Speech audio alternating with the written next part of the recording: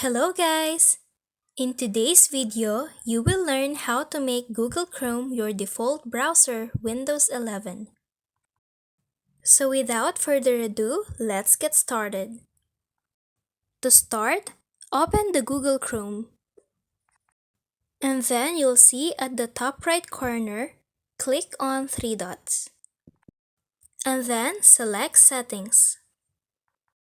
Now from Settings, click on Default Browser.